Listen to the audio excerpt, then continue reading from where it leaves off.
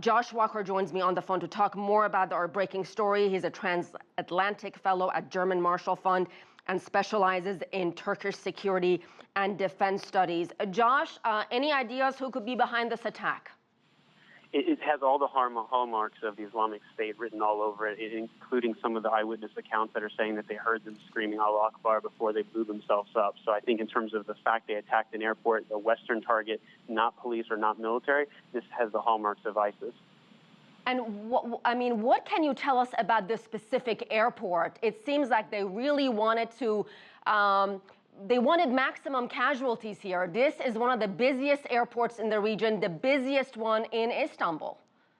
You're exactly right. It's also the third largest airport in Europe. It's the main hub through which gateways, which all foreigners and anybody leaving Turkey comes through. It's one of the most secure airports in the world as well. And so the fact that they went in the way they did meant they wanted maximum attention, and they also wanted to do maximum damage in terms of kind of scaring people away from coming to Turkey.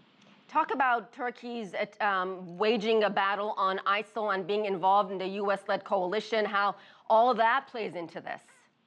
You know, a year ago, they really joined in a significant way by opening their Air Force Injulet to the U.S. forces that were fighting and doing air campaigns against Syria. They've been a target on the front lines throughout their history. The problem is it's not just ISIS that wants to attack Turkey. The PKK, an internal Kurdish terrorist organization, has also been attacking Turkey.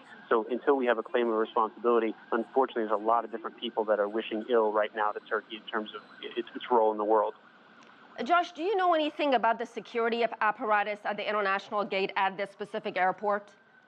I do. I've gone to that airport on numerous occasions. I've had a chance to talk to many of the folks. It's actually one of the most secure airports I've ever gone through. There's a checkpoint before you can even get into the main area, even to go to baggage claim. And so that's where these terrorists were stopped and were shot at. Thank goodness if they had gotten through that, they would have done even more damage. But even in the U.S., we don't have that level of security. The only place I've seen security at this level is at a place like Israel.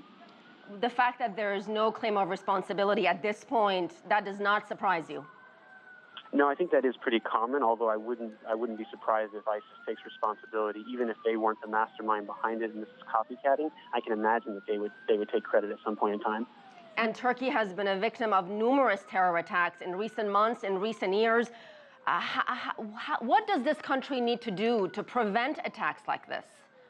You know, unfortunately, with terrorist attacks, it's really hard to prevent it. The best you can do is be proactive and focus on intelligence gathering. Turkey's on the front line of Syria, Iraq. It's really in a bad neighborhood. And so what it needs right now is strong allies in Europe and the United States to really provide it with intelligence and also to be there for them as they kind of bear the brunt of a lot of these attacks that may not be just targeting Turkey, but the West more broadly.